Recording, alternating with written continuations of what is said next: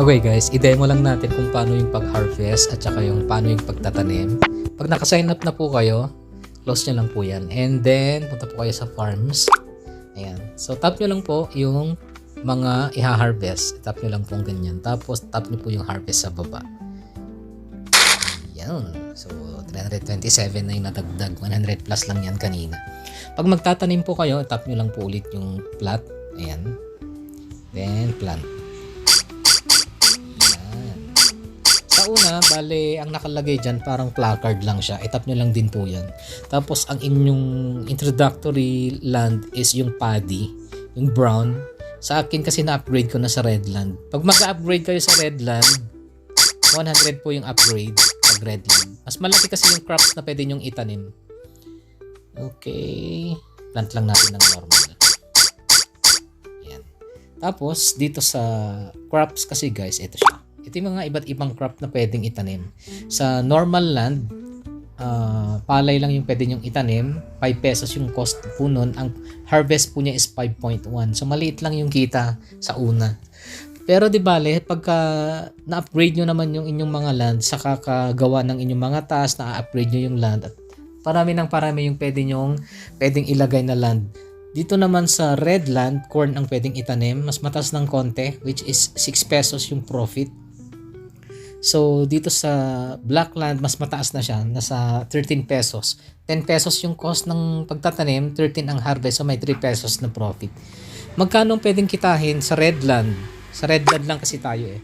Dito kasi guys, kulang pa tayo ng 2, 4, 6, 7 para makompleto natin. Bali 30 kasi lahat yan.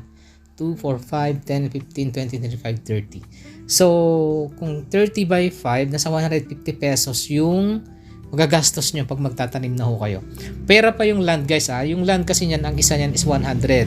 Pero pagka sa task kasi, pwede nyo makuha yan. Katulad niyan. Ayan, may isa tayong red land. I-upgrade natin tong isa. Receive lang natin yung mga task natin. Dito sa task, ayan. Makukuha nyo yung mga red land tsaka mga black land sa pagtapos ng mga task dito. Sa mga task reward. May mga coins din kayong makukuha dyan. Yun na yung pwede nyong pambili ng mga crops po ninyo. Sa land upgrade, ito yung ordinary land. Ito yung pwede nyong itanim lang is yung palay. Sa red land, yung pwede nyo nang itanim dito is yung corn. Sa black land, ito pwede nyo nang itanim dito is potato. Yun po yung pwede nyong itanim. Mas mataas na po yung mga yield nyan. Okay. Dito sa withdrawal, tap natin. Tapos sa wallet, withdraw. May 196 tayong balance pero ang withdrawable natin is 177 lang. Bakit? Kasi yung pwede nyo lang i-withdraw dyan guys is yung kinita nyo sa pagpa-farming. Okay? So sa mga games, pwede rin kayo maglaro dito sa mga games nya. Hindi ko lang sure guys kung may turnover yan. Pero pag malaki ang kinita nyo dyan, ang gawin nyo, ibili nyo ng ng crops at land. Tapos dito nyo siya mawi-withdraw guys sa farming. So, according sa iba nating mga friends na naglalaro ho niyan, pag malaki ang kinikita nila, ibinibili nila ng land. And then from there, binibili sila ng mas mataas na crop. Tapos hintayin nila yung harvesting time. Saka sila mag-harvest. Then sa kanila i-withdraw po yung kanilang mga kinita. Ganun po siya guys, gumagana. Okay, so withdraw tayo. Gaano kabilis ang withdrawal? Tap natin. Check muna natin yung GCash natin. Demo lang natin kung gaano kabilis yung withdrawal guys. Sige, bago yan. Habang naglo-load, punta muna tayo rito sa app natin. Tapos, ang pinakauna nyo gagawin guys pag naka-sign up po kayo ito, punta kayo sa inyong profile. And then, sa account and security, phone binding. I-bind nyo po yung inyong mga phone dyan para maging verified po kayo. Or else, pag hindi nyo po na-bind yan, tapos may mga invite kayo, hindi makikredits yung mga reward dun sa mga task po ninyo sa mga invites. So, sayang naman.